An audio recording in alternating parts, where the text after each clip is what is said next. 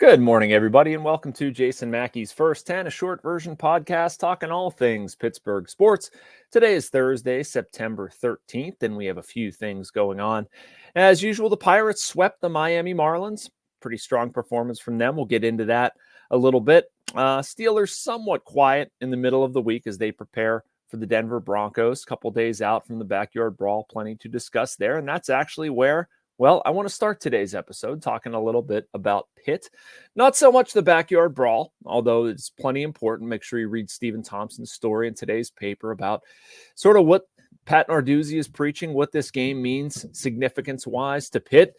There have been plenty where the focus was the rivalry, but I think for this one, it's Pitt continuing a non-conference slate that I didn't even realize this until reading it in Stephen's story. Pitt has been just 3-0 once in Pat Narduzzi's 9 seasons. Panthers haven't started 4-0 since 2000. So don't want to get too far down the road, but I think the point being that West Virginia is a very good football team. I think Pitt has some obvious aspirations. They can match last year's win total with a win on Saturday, but this has very meaningful football implications as well. So looking forward to that. Again, I'll be over there on Saturday. You probably saw on our sports front my column about Heather Lyke. Not so much about Heather Lyke, I guess, but about Heather Lyke's position and how Pitt might go about filling that. I think it's a unique job. I tried to get some different perspectives in there. A couple of national writers, even a Pitt donor that I ended up interacting with on Twitter and getting his perspective, Gavin Williams, and thank you to all of them. But I think this is a unique job because of the market that we're in and also where Pitt is expected to compete. At the same time, if you look at Penn State, Ohio State, West Virginia, and then Pitt, these are different schools. And I'm not talking about academically or geographically. I'm talking about what the base of people around them, how they're looked at. West Virginia, this is a school for the entire state. Everybody's involved. It's unifying. Even if you look at Pennsylvania, like you're largely split Pitt, Penn State, right? But I mean, obviously you're going to have people like me went to Westminster. Maybe you went to Temple. I have no idea. Maybe you went out of state.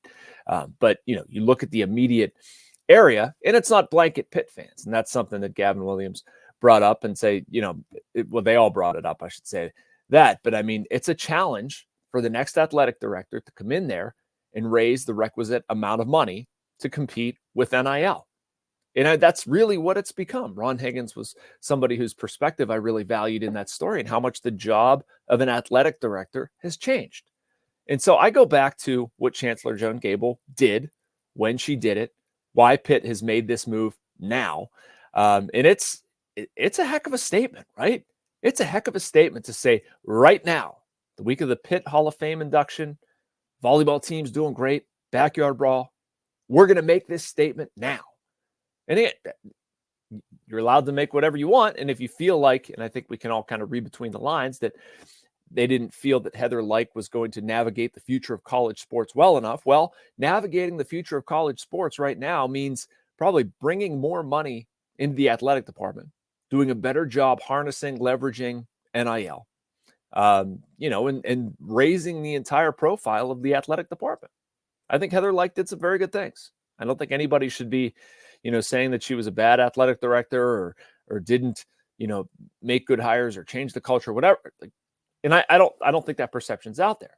But you need somebody to pick up the ball and keep the drive going and hopefully score touchdowns. I think that metaphor works, but it's not an easy gig. It's not an easy gig. It's a unique market.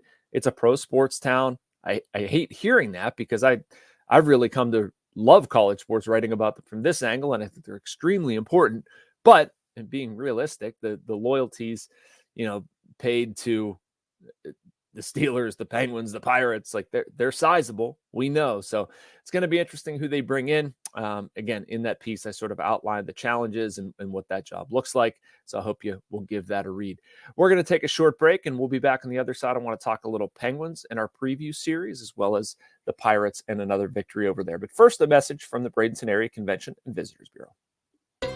Embrace the laid-back charm of island life while sinking your toes in the sand and discovering real, authentic Florida in the Bradenton area. Unspoiled beauty and pristine beaches, a vibrant waterfront downtown energized by local arts and culture.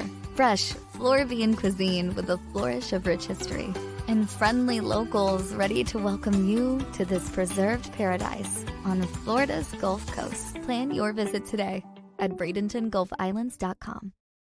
And welcome back to First 10. We're here every day, usually published around mid-morning, go about 10 minutes, and we talk about all things Pittsburgh sports. Thanks for finding us. The Pirates, a really good one, honestly, and they've been playing pretty good ball lately. They got a really strong outing from Bailey Falter yesterday against the Marlins. 7 1/3, no runs, carried a no-hitter into the 7th inning. It was his longest outing since June 18th. And frankly, I thought it was pretty important for Bailey Falter with what he represents to the Pirates rotation. You could look at them. Obviously, you're going to sketch them out for next year. Skeens, Jones, Keller, those are givens. Probably going to have Luis Ortiz in there, right? At least for now. And you've got some guys coming up. What happens with Thomas Harrington, Bubba Chandler, Braxton Ashcraft, Mike Burrows, etc. Johan Oviedo is going to be in the mix. I mean, honestly, the Pirates have some really good young pitching. And right at that tweener stage, the upper levels of the minors, very beginning stages of their major league career. They're all right-handed.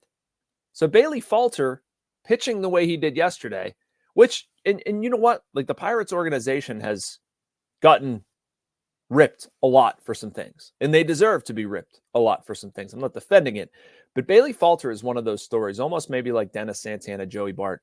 It's one of those small but important wins that I didn't see. You probably didn't see. I'm going to knock my headphones out of here. And it's really been a big thing for them. I mean, he was not good in spring training. Nobody expected him to make the club. And he's become a viable member of the starting rotation, giving them a lefty look, which I think they need. And I thought yesterday's outing was important just because of how he's pitched recently. Had allowed 18 earned runs over his last 25 2/3 innings. ERA had gotten up to 4.5, basically. It's the highest it had been since mid-April. Maybe you can look at, Bailey Falter and say it was a mirage. He's not really that good. I'm buying it. I am buying it. You need a lefty in your rotation. I've had people posit to me that maybe they should look to trade Bailey Falter this offseason, sell while your stock is high. And I'd almost understand it, but I'd like to have a lefty in the rotation. So if you end up trading Falter, try to get something back, which may be an extreme measure, maybe just keep Bailey, and that's fine. But I would like to have a southpaw in there somewhere. Before the game, there was some news. Ben Cherington said that he expected Derek Shelton to return in 2025. Made me think a lot of 2019, to be honest with you, with Clint Hurdle saying he's got assurances and he plans on managing and he expects to manage and all this stuff. And then whoop, last day of the season, Bob Nutting has different ideas. I chased all of that. I was in the middle of all of that. And one of the things that I was told consistently then is that Bob's process is to thoroughly evaluate, wanting to see where things land, not rush to any decisions, this, that, and the other. 5 years later, why would that change? Why would Bob not want to evaluate? Why would Bob not want to see where things land? And if you look at the Pirates right now, they have really underachieved. Now, maybe they play better ball the rest of the year. They have 16 games left. Maybe they finish 10-6. If you do that, I think you could probably look at the totality of things and be largely okay with it. But what if they go 6-10? 16 games should not decide a guy's tenure, but I do think there's some value in just letting it get to the end, talking to people, hearing more, letting it breathe, and then you make your decision. They've made it this far. I don't really see any point in doing anything now, but it surprises me why you're saying definitively that we're going to keep the guy. Because if you look at their season, I broke this down in here. I didn't totally understand this, or I shouldn't say understand it, but I didn't totally know what that looked like until I went through the dates yesterday. The Pirates were 14-14 on April 27th. They didn't get back to 500 until the day before the All-Star break. On July 14th, they were 48-48, more than 2.5 months later. So if you look at their season, you go from the All-Star break to when things fell apart, which is in early August. I mean, it's basically 26% of the season they were at 500 or better. That's not contending. That was Bob Nutting's goal. That is not contending. And so you're automatically on September 11th going to say, we're bringing the guy back. That's it. Decision's made. Like, just the optics of that don't look good. Even if that's what it's going to be, don't say it. And so I wrote that column, and I was just, some of the stuff that they've said and done hasn't really had a lot of staying power. Like Henry Davis was a catcher until he wasn't, then he was a right fielder. He was a right fielder until he wasn't, then he was a catcher, and all of a sudden he's in the opening day lineup. Huh? It's a lot. Neil Cruz, the shortstop, 9 days later, he's moved to center field permanently. Huh? It's a little surprising. And if I'm Bob Nutting and I'm looking at this regime, which again, I talked about it earlier, Joey Bart, Dennis Santana, Bailey Falter, they've done some things well. It's not a blanket criticism. It's not trying to make anything personal. But I'd be asking questions too. I spent $36 million this offseason. Free agency, signed, trade, ways to improve the team. What has that gotten me? Basically 2 WAR. Andrew McCutchen's been responsible for 1.3 of it.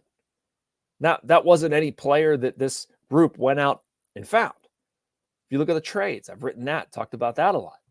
I don't know the exact things, but it's like 13 WAR coming back, 56 going out. Now, you're trading major league players, so that 56 number is going to be a lot higher, the number of wins above replacement, and that's since the trade going out. But you'd expect the 13 back to be a little bit more. You haven't gotten nearly enough back for trades. Anyway, that's a long-winded way of saying that I don't think anybody here should just be allowed to do whatever the heck they want to do without review, rubber stamping from ownership. And I don't see how Bob Nutting has already done that because of the time in the calendar and how he consistently operates. So please check that out. Once again, did not get the Penguins stuff. We have an ongoing series of Penguins previews. I wanted to delve into that a little bit. I will do that the early part of Friday's show and then take questions for the usual Q&A format. Make sure you check that out. Thanks for watching First 10.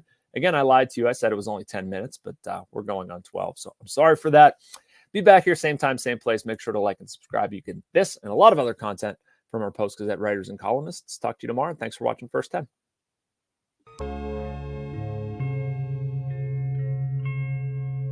Thank you for checking out this content from Post-Gazette Sports. If you watch this video on YouTube, please like the video and subscribe to our channel. For all of the sports coverage the Post-Gazette has to offer, visit post-gazette.com.